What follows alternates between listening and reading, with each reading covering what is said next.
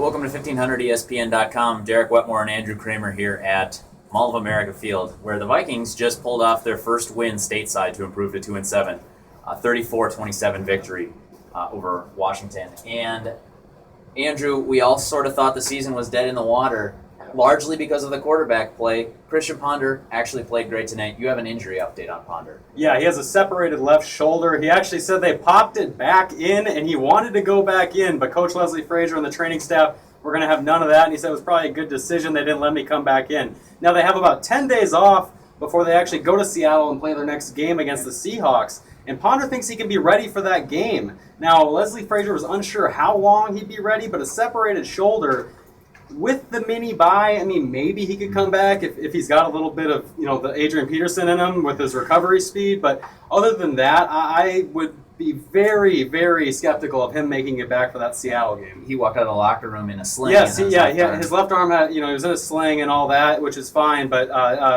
that's a quick turnaround for a separated shoulder that he couldn't come back into this game for. And maybe because he couldn't come back, that'll help his recovery. But before that, he was having quite a game. Yeah. He had just almost rushed in for his 5th rushing touchdown of the season. He was just a yard short when D'Angelo Hall knocked him out. And actually, D'Angelo Hall left the game with a concussion after that, and Ponder kind of laughed it off and said, well, I'm glad I hurt him, too, on that play. I wasn't the only guy that got hurt. But, he went ahead and threw a touchdown to Cordero Patterson for the first receiving touchdown of his career. Yeah, speaking of Patterson, he was, excited after the game for catching his first offensive touchdown, but he said really what was the I made it moment in the NFL was his first return touchdown.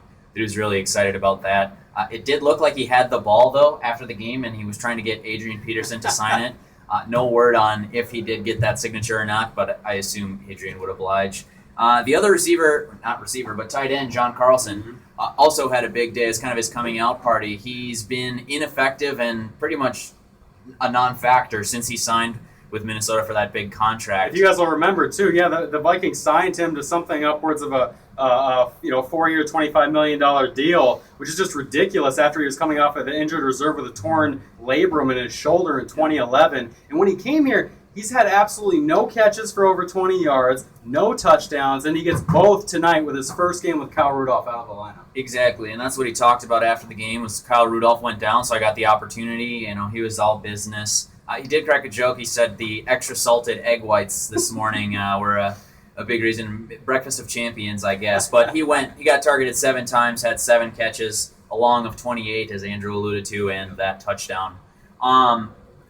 Adrian Peterson also had a great game, and it kind of gets lost in all of this because we forget that Adrian Peterson is still a focal point of this offense. And even when Matt Castle came in, that first play, hand off to Adrian Peterson, run right for the touchdown is a good way to phase Matt Castle in slowly. Exactly. How important was Adrian Peterson's day to the team, knowing that you kind of need a rushing attack like that in a close game? Well, it's always important to the Vikings. They're obviously the run-first team, best running back in the NFL, but it makes it so much easier for Matt Castle to be able to come in at the goal line and hand it off to Peterson instead of having to be cold and throwing it from the goal line when you don't have a rusher who can get it in from that short yardage. And the offensive line actually stood up playing with 2 reserves, and left guard Joe Berger and right tackle Jamarcus Webb, and they were still able to churn out the yardage with Peterson. He finished with, what was it?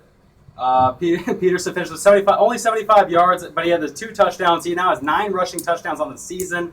I think that should be somewhere up there, the lead, if not the lead. Obviously, this weekend now teams will get a chance to match that with their rushers as the Vikings open Week 10 here. The other critical part, Andrew, and we've been harping on them all season, but I think they deserve a little bit of credit today, is the defense. They weren't great. I'm not trying to say that it was a great defensive effort, but the defensive line played considerably well, especially Kevin Williams, backing up his strong-pointed comments earlier in the week, and when they needed to stand the most, they stood up. Yeah, Kevin Williams gets his first multi-sack game since 2009, and he laughed about it afterwards, kind of jokingly. These guys keep reminding me it's been that long since I've had multiple sacks in a game. But he is 33 years old. People have used the word decline around him, and he doesn't like that. Neither do his teammates, obviously. But this is the type of game that he needs to come out and have to show why it's okay the Vikings are still giving him 50 snaps a game. And even without the sacks, he's shown this season that he's still more than capable of getting that done with the workload. And they needed him too with this depleted defensive tackle rotation. There was only 3 healthy tackles in this game. Yeah. Everson Griffin had to play a lot of one technique